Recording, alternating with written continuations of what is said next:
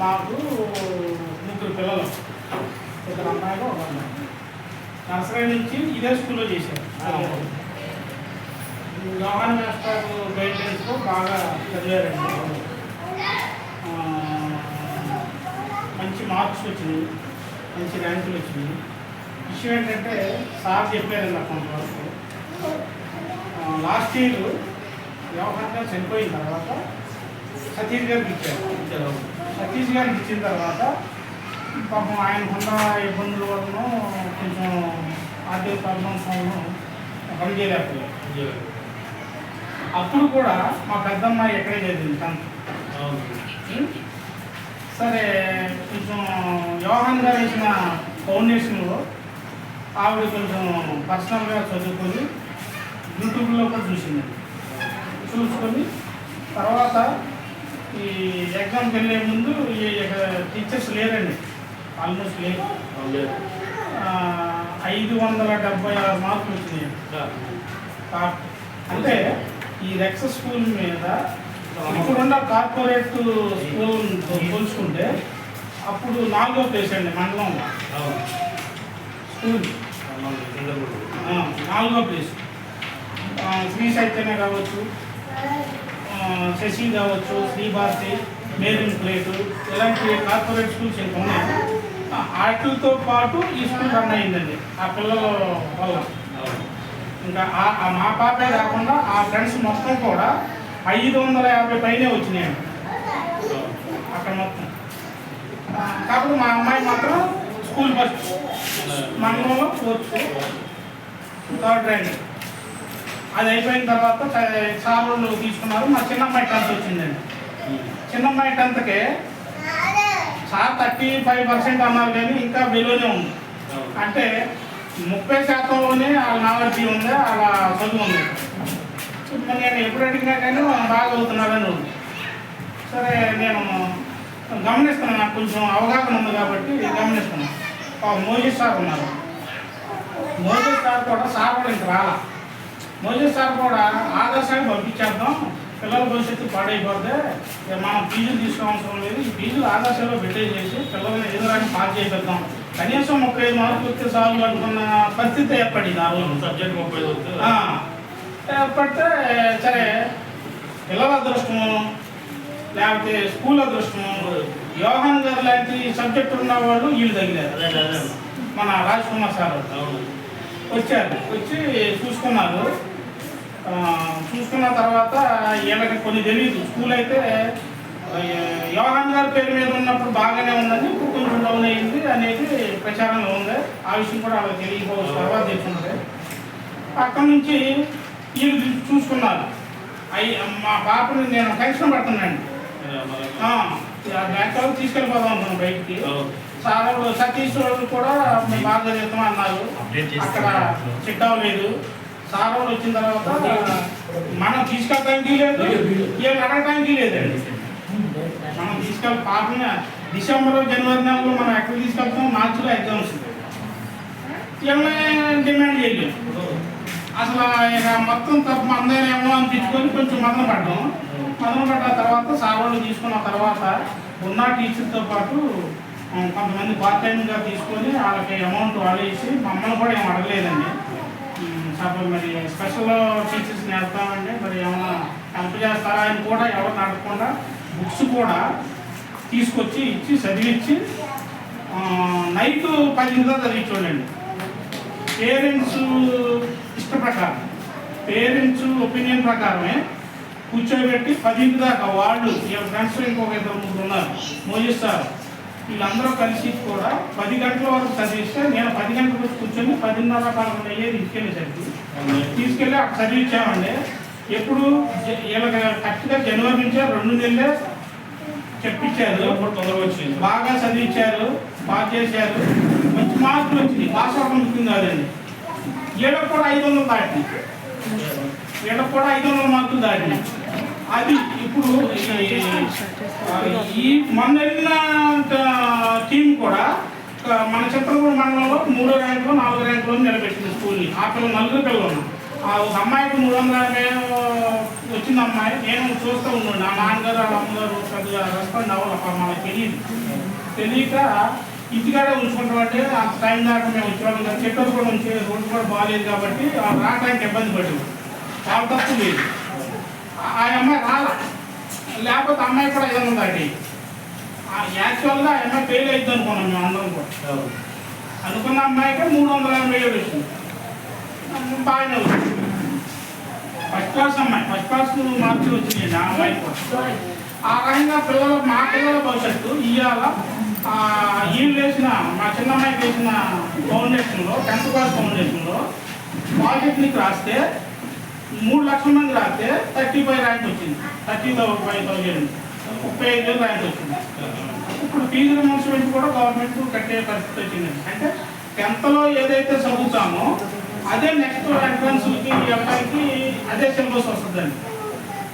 ఆ రకంగా మా రెండో అమ్మాయికి కూడా మంచి ఫౌండేషన్ వేసింది. ఇది రెక్స్ స్కూల్ ఈ ఘనత అప్పుడు యోహాన్ గారిది, తర్వాత రాజ్ కుమార్ గారు. మధ్యలో ఎంతమంది వచ్చినా కానీ వాళ్ళకి ఈ జరగకపోవచ్చు. వాళ్ళకి బాగా చెప్పారు. టీచర్స్ కూడా కష్టపడ్డారండి. ఇప్పుడు వచ్చిన వాళ్ళలో మోజీ సార్ చాలా కష్టపడేది ఆ రోజు నుంచి ఈ రోజు వరకు. ఇప్పుడు వచ్చినంత కొత్త టీచర్స్ కాబట్టి వీళ్ళ గురించి నాకు పెద్దగా అవగాహన లేదు. కాకపోతే సబ్జెక్ట్ ఉందని విన్నాను. అట్లా 2-3 నెలలు గడుస్తుంది కదా, మనకు కూడా ఒక ఐడియా వచ్చే ఉంటుంది. పేరెంట్స్ కూడా అవగాహన ఉంది. వాళ్ళు అడుగుతుంటారు మనం మాట్లాడడం కూడా, కానీ వాళ్ళు కూడా కొంచెం టైం తీసుకొని ఇవాళ పోటీ ప్రపంచం కాబట్టి ఈ స్కూల్ కంటే ఈ స్కూల్ అడుగు ఉందండి లెక్క ప్రకారం. అంటే నెక్స్ట్ అంటే చిన్న స్కూల్లో శ్రీ చైతన్య వాళ్ళు మాకు ఫోన్ చేసి రెండో అమ్మాయిని ఇక్కడ జాయిన్ చేయండి, మీ పెద్ద అమ్మాయికి మంచి మార్కులు వచ్చినాయి అంట అన్నారండి. అంటే మా దగ్గర ఏంటంటే మేము అక్కడే చదివిస్తున్నామంటే మీ స్కూల్లో ఫీజు ఎంత అంటే అని అడిగింది. 10th క్లాస్కి 50,000 అన్నారండి. 10th క్లాస్కి 50,000 అన్నారండి. ఇదే ఇప్పుడు శశిలో కూడా వచ్చారండి. శశి వాళ్ళు కూడా ఫోన్ చేశారండి. వాళ్ళు 45,000 అన్నారండి. 45,000 అన్నారు. నేను ఆ రోజున 10th క్లాస్కి 15,000 రూపాయలు ఫీజు ఇచ్చానండి. అది చెప్తున్నా సారాలు కానీ నేనేం అడగలేదు, వాళ్ళతోనే మాట్లాడలేదు. 15,000 రూపాయలు ఇచ్చాను. 15,000 రూపాయలకే 576 మార్కులు వచ్చినాయి. 50,000 కట్టి చదివినోడికి 540 ఇచ్చింది. చూడండి, అంటే డబ్ల్యూఏషన్ కూడా ఉంటుంది.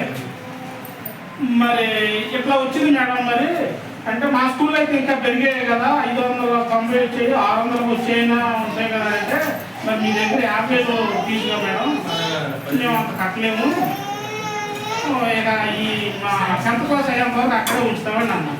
అంటే చాలామంది ఈ ఊళ్ళో మీద తిరిగేవాళ్ళు కూడా, అంటే స్కూల్ తెరిచే ముందు క్యాంపెయినింగ్ చేస్తారు కదా, అప్పుడు కూడా అన్ని స్కూళ్ళు ఇంటి దగ్గర మా తమ్ముడు పిల్లలు మేము ఇంకో విషయం, మా తమ్ముడు పిల్లలు కూడా పునాది వేసింది మాత్రం ఫౌండేషన్ యోహాన్ సార్ అండి. 6th క్లాసులో బెస్ట్ అవైలబుల్ స్కూల్స్కి ర్యాంక్ తీస్తే ఇక్కడ 10th చదివే కౌశిక్ భాషణ స్కూల్ సీట్ వచ్చింది. సీట్ వస్తే ఈ జగన్ గారు గవర్నమెంట్లో తీసేసి అమౌంట్ స్టార్ట్ చేశారు. అప్పుడు మళ్ళీ తీసుకొని ఇక్కడికే తీసుకొచ్చి భాషణలో కూడా అంటే పెద్ద స్కూల్ బ్రాండెడ్, కానీ అక్కడ కూడా లేదు. ఇక్కడికి వచ్చిన తర్వాతే ఆడు మళ్ళీ సెట్ అయ్యాడు. మళ్ళీ అతన్ని కొంచెం అమ్మ నాన్న కొంచెం పేదోళ్ళు, మేమే మా 3 పిల్లలు కొంచెం సర్దుబాటు అవ్వక గవర్నమెంట్ స్కూల్ బాగవరంలో జాయిన్ చేశామండి. అక్కడ ఆ ఇద్దరు అన్న తమ్ముడు కూడా అక్కడ ఒక 50 మంది పిల్లలు ఉంటే 5లో 6 స్టేజీలో వచ్చే మార్కులు అండి. అంటే ఇక్కడికంటే టాపర్లో ఒక 5 ఉన్నారు. 8th క్లాస్ ఇప్పుడు 9th క్లాస్ కుర్రోడికి అయితే 2 ఉన్నారు. అంటే ఇక్కడ ఇచ్చిన ఫౌండేషనే అక్కడ కూడా ఆయన టాపర్స్ కింద ఇచ్చింది. అది తెలిసి ఈ రాజ్ కుమార్ గారు పనితానం తెలిసి చూసింది కదా మా పిల్లల విషయం. మళ్ళీ ఆయన గవర్నమెంట్ స్కూల్లో 10th క్లాస్లో ఎవరో కూడా టీసీ తీసుకొని ఈ స్కూల్లో జాయిన్ చేయాలండి, వేరే స్కూల్. అక్కడి నుంచి టీసీ తీసేసుకుని ఆ ఇతర పిల్లలను కూడా ఏదో రకంగా మనం సలహా సందాలు వేసుకునైనా సరే ఈ సంవత్సరం ఇక్కడ చదివితే 500 మార్కులు మినిమం దాటకపోతే ఇవాళ 10th క్లాస్ చదివిన వాళ్ళకి వాల్యూ ఉండదో, రేపు రేపొద్దున ఏదన్నా ర్యాంకు కొట్టాలని కొట్టలేదు, ఏదన్నా కాలేజీలో ఫీజు కొంచెం 10,000 తగ్గి మనం తగ్గించరు, మార్కులు ఎక్కువ వీళ్ళు బాగా చదువుతారు, వీళ్ళ వల్ల మనకే మన కాలేజీకి పేరు వస్తుందని చూసుకుంటారు యాజమాన్యం అని చెప్పి మా వాళ్ళని ఒప్పించి ఇక్కడ జాయిన్ చేసేవాడు. పర్వాలేదు, ఇక్కడ చదువుతున్నారు. రేపు ఆగస్టు మొన్నే గారు పుస్తకాలు ఇచ్చింది, బుక్స్ ఇచ్చారు కాబట్టి ఆ బుక్స్ ప్రకారం వీళ్ళు కూడా ఫాలోఅప్ చేస్తారు కాబట్టి ఫస్ట్ ర్యాంక్గా వస్తుందని నేను అనుకుంటున్నాను. మొదటి నుంచి స్టార్ట్ చేశారు. చివరి నెలలో వచ్చినప్పుడే చింతలపూడి మండలంలో 4వ ర్యాంక్ వచ్చింది స్కూల్కి. మరి ఫస్ట్ నుంచి చేస్తున్నారు కదా, ఈ సంవత్సరం నుంచి తుర్పేర్చింది బాగా వస్తుంది అనేది నా నమ్మకం. అంటే కష్టపడే తత్వం రాజ్కుమార్ సార్ ఉంది. చెప్తులు కొత్త విజనరీ తీసుకొచ్చి పిల్లలకు చూపిస్తారు అనేది నేను నమ్మాను. అందుకోసమే బయట ఉన్న పిల్లలను కూడా తీసుకొచ్చి ఈ స్కూల్లో పెట్టగలిగామని. వాళ్ళు టీచర్ గారికి ఏమన్నా కొంత అందరూ తెలివైన కావచ్చు, కాకపోవచ్చు, అందరూ ఆయనలాగా ఉండాలని కాదు. తెలియని టీచర్స్ తెలుసుకునైనా సరే పిల్లల భవిష్యత్తు తీర్చిదిద్దేలాగా చేయాలి. ఎందుకంటే మీ టీచర్స్ నిర్లక్ష్యం చేసినా, కొంచెం కొత్తగా ఉన్నా, కొంచెం లెజీగా ఉన్నా పిల్లలు పాడైపోతారు. ఆ పిల్లల కోసం కొంచెం కష్టపడను. టీచర్కి చెప్పేది నేను అంతేనండి. తెలుగు విషయాలంటే మీ ప్రిన్సిపల్స్ మేడంని, కన్సల్టెంట్ సార్ని అడిగి తెలుసుకొని నర్సరీ నుంచి కూడా యోహాన్ గారు ఫౌండేషన్ ఎలాగైతే వేశారో రాజ్కుమార్ సార్ అలాగే వేస్తారనేది నేను నమ్మాను. రెక్స్ స్కూల్లో చదివిన వాళ్ళు ఇవాళ చాలామంది 100కి 90 మంది ఉద్యోగాలు చేస్తున్నారు. 100కి 90 మంది ఉద్యోగాలు చేస్తున్నారు. అలాగే ఈయన రాజ్కుమార్ గారు చేస్తారని నేను ఆశిస్తూ సెలవు తీసుకుంటున్నాను.